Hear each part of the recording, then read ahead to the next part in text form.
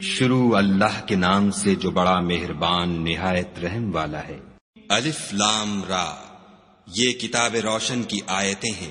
ہم نے اس قرآن کو عربی میں نازل کیا ہے تاکہ تم سمجھ سکو۔ اے پیغمبر صلی اللہ علیہ وآلہ وسلم، ہم اس قرآن کے ذریعے سے جو ہم نے تمہاری طرف بھیجا ہے تمہیں ایک نہایت اچھا قصہ سناتے ہیں، اور تم اس سے پہلے بے خبر تھے۔ جب یوسف نے اپنے والد سے کہا کہ ابا، میں نے خواب میں 11 ستاروں اور سورج اور چاند کو دیکھا ہے، دیکھتا کیا ہوں کہ وہ مجھے سجدہ کر رہے ہیں۔ انہوں نے کہا کہ بیٹا، اپنے خواب کا ذکر اپنے بھائیوں سے نہ کرنا، نہیں تو وہ تمہارے حق میں کوئی فریب کی چال چلیں گے۔ کچھ شک نہیں کہ شیطان انسان کا کھلا دشمن ہے، اور اسی طرح خدا تمہیں برگزیدہ و ممتاز کرے گا اور خواب کی باتوں کی تعبیر کا علم سکھائے گا، اور جس طرح اس نے اپنی نعمت پہلے تمہارے دادا پردادا ابراہیم اور اسحاق پر پوری کی تھی، اسی طرح تم پر اور اولاد یعقوب پر پوری کرے گا۔ بے شک تمہارا پروردگار سب کچھ جاننے والا اور حکمت والا ہے۔ ہاں، یوسف اور ان کے بھائیوں کے قصے میں پوچھنے والوں کے لیے بہت سی نشانیاں ہیں۔ جب انہوں نے آپس میں تذکرہ کیا کہ یوسف اور اس کا بھائی ابا کو ہم سے زیادہ پیارے ہیں، حالانکہ ہم جماعت کی جماعت ہیں، کچھ شک نہیں کہ ابا صریح غلطی پر ہیں، تو یوسف کو یا تو جان سے مار ڈالو یا کسی ملک میں پھینک آؤ، پھر ابا کی توجہ صرف تمہاری طرف ہو جائے گی، اور اس کے بعد تم اچھی حالت میں ہو جاؤ گے۔ ان میں سے ایک کہنے والے نے کہا کہ یوسف کو جان سے نہ مارو، کسی گہرے کنویں میں ڈال دو کہ کوئی راہگیر نکال کر اور ملک میں لے جائے گا۔ اگر تم کو کرنا ہے تو یوں کرو۔ یہ مشورہ کر کے وہ یعقوب سے کہنے لگے کہ ابا جان، کیا سبب ہے کہ آپ یوسف کے بارے میں ہمارا اعتبار نہیں کرتے، حالانکہ ہم اس کے خیر خواہ ہیں؟ کل اسے ہمارے ساتھ بھیج دیجئے کہ خوب میوے کھائے اور کھیلے کودے، ہم اس کے نگہبان ہیں۔ انہوں نے کہا کہ یہ امر مجھے غمناک کیے دیتا ہے کہ تم اسے لے جاؤ، یعنی وہ مجھ سے جدا ہو جائے، اور مجھے یہ بھی خوف ہے کہ تم کھیل میں اس سے غافل ہو جاؤ اور اسے بھیڑیا کھا جائے۔ وہ کہنے لگے کہ اگر ہماری موجودگی میں کہ ہم ایک طاقتور جماعت ہیں اسے بھیڑیا کھا گیا تو ہم بڑے نقصان میں پڑ گئے۔ غرض جب وہ اس کو لے گئے اور اس بات پر اتفاق کر لیا کہ اس کو گہرے کنویں میں ڈال دیں، تو ہم نے یوسف کی طرف وحی بھیجی کہ ایک وقت ایسا آئے گا کہ تم ان کے اس سلوک سے آگاہ کرو گے اور ان کو اس وحی کی کچھ خبر نہ ہوگی۔ یہ حرکت کر کے وہ رات کے وقت باپ کے پاس روتے ہوئے آئے اور کہنے لگے کہ ابا جان، ہم تو دوڑنے اور ایک دوسرے سے آگے نکلنے میں مصروف ہو گئے اور یوسف کو اپنے اسباب کے پاس چھوڑ گئے تو اسے بھیڑیا کھا گیا، اور آپ ہماری بات کو گو ہم سچ ہی کہتے ہوں باور نہیں کریں گے، اور ان کے کرتے پر جھوٹ موٹ کا لہو بھی لگا لائے۔ یعقوب نے کہا کہ حقیقت الحال یوں نہیں ہے، بلکہ تم اپنے دل سے یہ بات بنا لائے ہو۔ اچھا، صبر کہ وہی خوب ہے، اور جو تم بیان کرتے ہو اس کے بارے میں خدا ہی سے مدد مطلوب ہے۔ اب خدا کی شان دیکھو کہ اس کنویں کے قریب ایک قافلہ آوارد ہوا، اور انہوں نے پانی کے لیے اپنا سقا بھیجا۔ اس نے کنویں میں ڈول لٹکایا تو یوسف اس سے لٹک گئے۔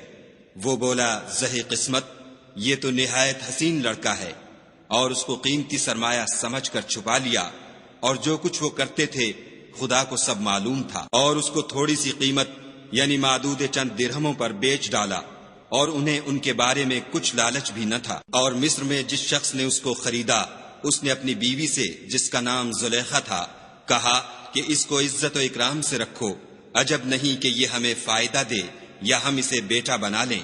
اس طرح ہم نے یوسف کو سرزمین مصر میں جگہ دی، اور غرض یہ تھی کہ ہم ان کو خواب کی باتوں کی تعبیر سکھائیں، اور خدا اپنے کام پر غالب ہے، لیکن اکثر لوگ نہیں جانتے۔ اور جب وہ اپنی جوانی کو پہنچے تو ہم نے ان کو دانائی اور علم بخشا، اور نیکوکاروں کو ہم اسی طرح بدلہ دیا کرتے ہیں۔ تو جس عورت کے گھر میں وہ رہتے تھے اس نے ان کو اپنی طرف مائل کرنا چاہا، اور دروازے بند کر کے کہنے لگی، یوسف جلدی آؤ۔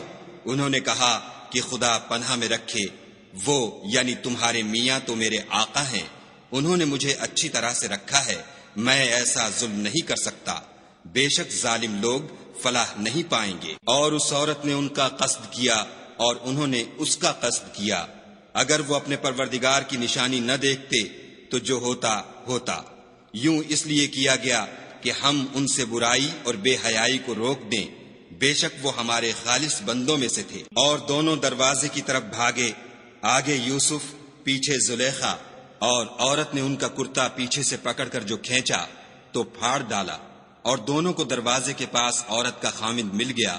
تو عورت بولی کہ جو شخص تمہاری بیوی کے ساتھ برا ارادہ کرے اس کی اس کے سوا کیا سزا ہے کہ یا تو قید کیا جائے یا دکھ کا عذاب دیا جائے۔ یوسف نے کہا، اسی نے مجھ کو اپنی طرف مائل کرنا چاہا تھا۔ اس کے قبیلے میں سے ایک فیصلہ کرنے والے نے یہ فیصلہ کیا کہ اگر اس کا کرتا آگے سے پھٹا ہو تو یہ سچی اور یوسف جھوٹا ہے، اور اگر کرتا پیچھے سے پھٹا ہو تو یہ جھوٹی اور وہ سچا ہے۔ جب اس کا کرتا دیکھا تو پیچھے سے پھٹا تھا، تب اس نے زلیخا سے کہا کہ یہ تمہارا ہی فریب ہے، اور کچھ شک نہیں کہ تم عورتوں کے فریب بڑے بھاری ہوتے ہیں۔ یوسف، اس بات کا خیال نہ کر، اور زلیخا، تو اپنے گناہ کی بخشش مانگ، بے شک خطا تیری ہی ہے۔ اور شہر میں عورتیں گفتگویں کرنے لگیں کہ عزیز کی بیوی اپنے غلام کو اپنی طرف مائل کرنا چاہتی ہے، اور اس کی محبت اس کے دل میں گھر کر گئی ہے، ہم دیکھتی ہیں کہ وہ صریح گمراہی میں ہے۔ جب زلیخا نے ان عورتوں کی گفتگو جو حقیقت میں دیدار یوسف کے لیے ایک چال تھی سنی تو ان کے پاس دعوت کا پیغام بھیجا، اور ان کے لیے ایک محفل مرتب کی، اور پھل تراشنے کے لیے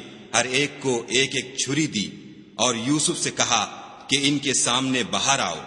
جب عورتوں نے ان کو دیکھا تو ان کا روب حسن ان پر ایسا چھا گیا کہ پھل تراشتے تراشتے اپنے ہاتھ کاٹ لیے، اور بے ساختہ بول اٹھیں کہ سبحان اللہ، یہ حسن، یہ آدمی نہیں کوئی بزرگ فرشتہ ہے۔ تب زلیخا نے کہا، یہ وہی ہے جس کے بارے میں تم مجھے تانے دیتی تھیں، اور بے شک میں نے اس کو اپنی طرف مائل کرنا چاہا مگر یہ بچا رہا، اور اگر یہ وہ کام نہ کرے گا جو میں اسے کہتی ہوں تو قید کر دیا جائے گا اور ذلیل ہوگا۔ یوسف نے دعا کی کہ پروردگار جس کام کی طرف یہ مجھے بلاتی ہیں اس کی نسبت مجھے قید پسند ہے، اور اگر تو مجھ سے ان کے فریب کو نہ ہٹائے گا تو میں ان کی طرف مائل ہو جاؤں گا اور نادانوں میں داخل ہو جاؤں گا۔ تو خدا نے ان کی دعا قبول کر لی اور ان سے عورتوں کا مکر دفع کر دیا، بے شک وہ سننے اور جاننے والا ہے۔ پھر باوجود اس کے کہ وہ لوگ نشان دیکھ چکے تھے، ان کی رائے یہی ٹھہری کہ کچھ عرصے کے لیے ان کو قید ہی کر دیں، اور ان کے ساتھ 2 اور جوان بھی داخل زندہ ہوئے۔ ایک نے ان میں سے کہا کہ میں نے خواب دیکھا ہے، دیکھتا کیا ہوں کہ شراب کے لیے انگور نچوڑ رہا ہوں۔ دوسرے نے کہا کہ میں نے بھی خواب دیکھا ہے، میں یہ دیکھتا ہوں کہ اپنے سر پر روٹیاں اٹھائے ہوئے ہوں اور جانور ان میں سے کھا رہے ہیں، تو ہمیں ان کی تعبیر بتا دیجئے کہ ہم تمہیں نیکوکار دیکھتے ہیں۔ یوسف نے کہا کہ جو کھانا تم کو ملنے والا ہے وہ آنے نہیں پائے گا کہ میں اس سے پہلے تم کو اس کی تعبیر بتا دوں گا۔ یہ ان باتوں میں سے ہے جو میرے پروردگار نے مجھے سکھائی ہیں۔ جو لوگ خدا پر ایمان نہیں لاتے اور روز آخرت سے انکار کرتے ہیں، میں ان کا مذہب چھوڑے ہوئے ہوں اور اپنے باپ دادا ابراہیم اور اسحاق اور یعقوب کے مذہب پر چلتا ہوں۔ ہمیں شایع نہیں ہے کہ کسی چیز کو خدا کے ساتھ شریک بنائیں، یہ خدا کا فضل ہے ہم پر بھی اور لوگوں پر بھی، لیکن اکثر لوگ شکر نہیں کرتے۔ میرے جیل خانے کے رفیقوں، بھلا کئی جدا جدا آقا اچھے یا ایک خدا یکتا و غالب؟ جن چیزوں کی تم خدا کے سوا پرستش کرتے ہو وہ صرف نام ہی نام ہیں جو تم نے اور تمہارے باپ دادا نے رکھ لیے ہیں، خدا نے ان کی کوئی سند نازل نہیں کی۔ سن رکھو کہ خدا کے سوا کسی کی حکومت نہیں ہے۔ اس نے ارشاد فرمایا ہے کہ اس کے سوا کسی کی عبادت نہ کرو، یہی سیدھا دین ہے، لیکن اکثر لوگ نہیں جانتے۔ میرے جیل خانے کے رفیقوں، تم میں سے ایک جو پہلا خواب بیان کرنے والا ہے وہ تو اپنے آقا کو شراب پلایا کرے گا، اور جو دوسرا ہے وہ سولی دیا جائے گا اور جانور اس کا سر کھا کھا جائیں گے۔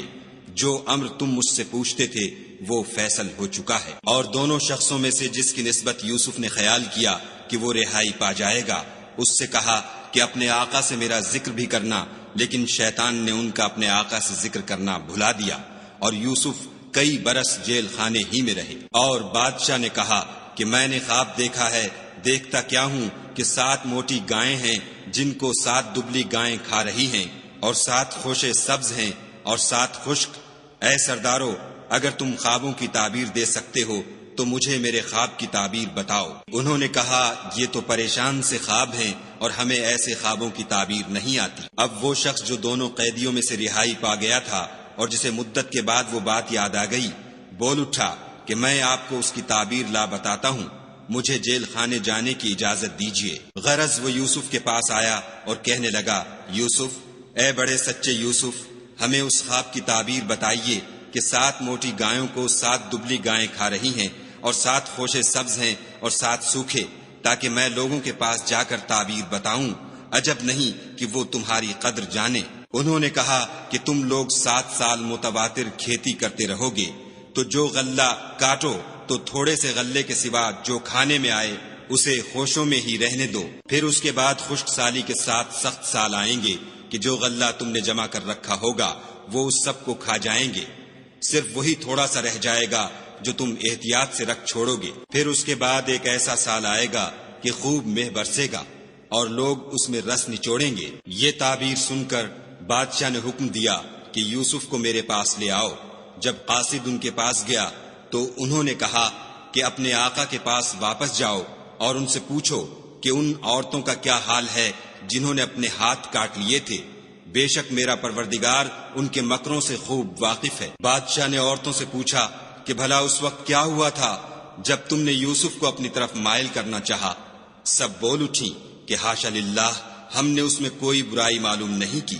عزیز کی عورت نے کہا اب سچی بات تو ظاہر ہو ہی گئی ہے، اصل یہ ہے کہ میں نے اس کو اپنی طرف مائل کرنا چاہا تھا اور وہ بے شک سچا ہے۔ یوسف نے کہا کہ میں نے یہ بات اس لیے پوچھی ہے کہ عزیز کو یقین ہو جائے کہ میں نے اس کی پیٹھ پیچھے اس کی امانت میں خیانت نہیں کی، اور خدا خیانت کرنے والوں کے مکروں کو رو براہ نہیں کرتا، اور میں اپنے تئیں پاک صاف نہیں کہتا، کیونکہ نفس امارہ انسان کو برائی ہی سکھاتا رہتا ہے، مگر یہ کہ میرا پروردگار رحم کرے، بے شک میرا پروردگار بخشنے والا مہربان ہے۔ بادشاہ نے حکم دیا کہ اسے میرے پاس لاؤ، میں اسے اپنا مصاحب خاص بناؤں گا۔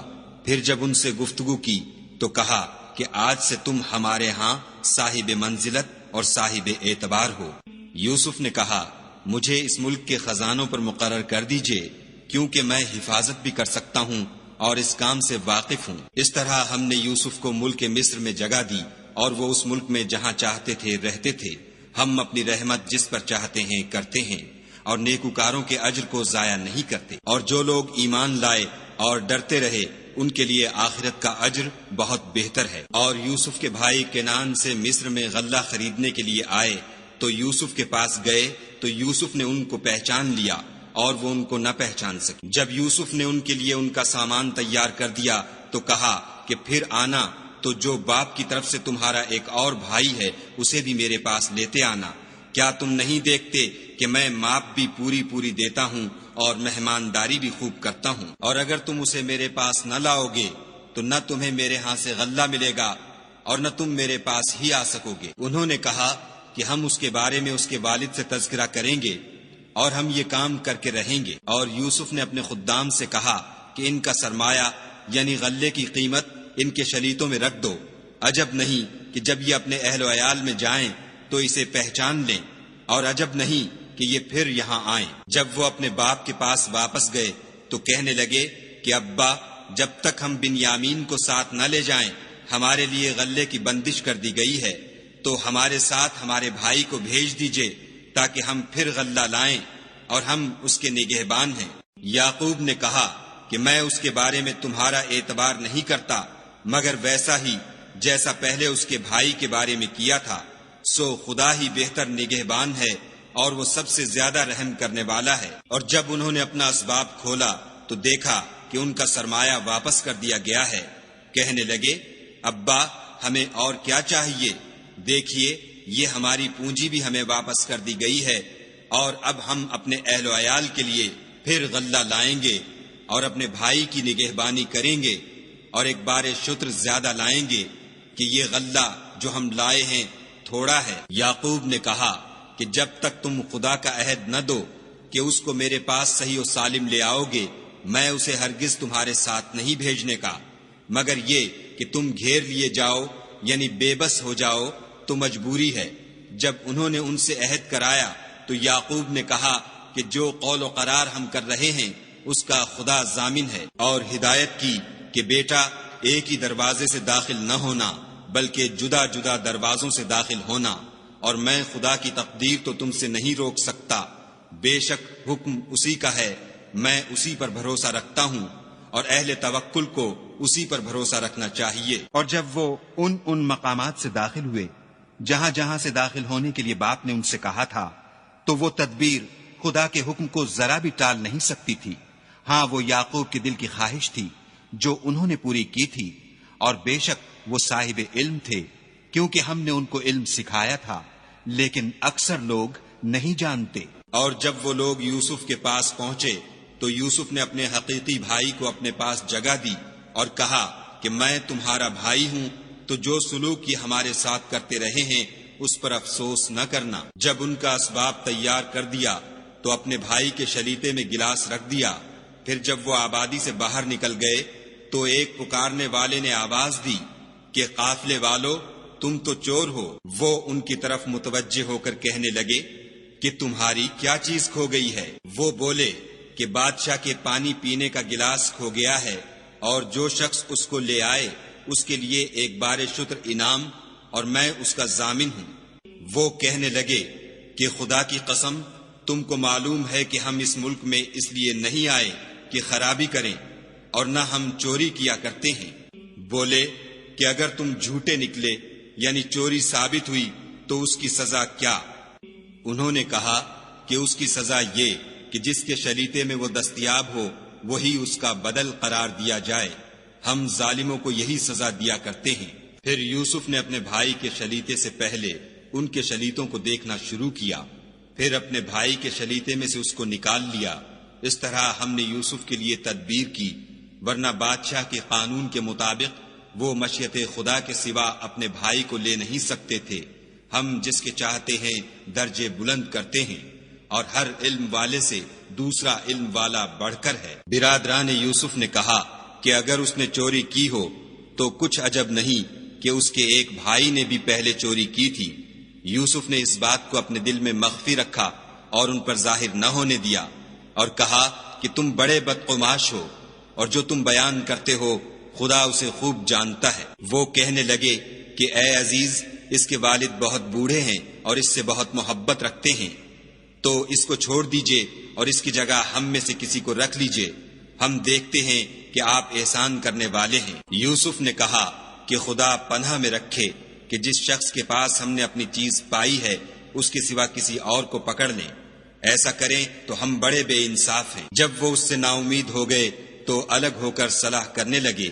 سب سے بڑے نے کہا کیا تم نہیں جانتے کہ تمہارے والد نے تم سے خدا کا عہد لیا ہے، اور اس سے پہلے بھی تم یوسف کے بارے میں قصور کر چکے ہو، تو جب تک والد صاحب مجھے حکم نہ دیں میں تو اس جگہ سے ہلنے کا نہیں، یا خدا میرے لیے کوئی اور تدبیر کرے، اور وہ سب سے بہتر فیصلہ کرنے والا ہے۔ تم سب والد صاحب کے پاس واپس جاؤ اور کہو کہ ابا، آپ کے صاحبزادے نے وہاں جا کر چوری کی، اور ہم نے تو اپنی دانست کے مطابق آپ سے اس کے لے آنے کا عہد کیا تھا، مگر ہم غیب کی باتوں کے جاننے اور یاد رکھنے والے تو نہیں تھے، اور جس بستی میں ہم ٹھہرے تھے وہاں سے یعنی اہل مصر سے، اور جس قافلے میں آئے ہیں اس سے دریافت کر لیجئے، اور ہم اس بیان میں بالکل سچے ہیں۔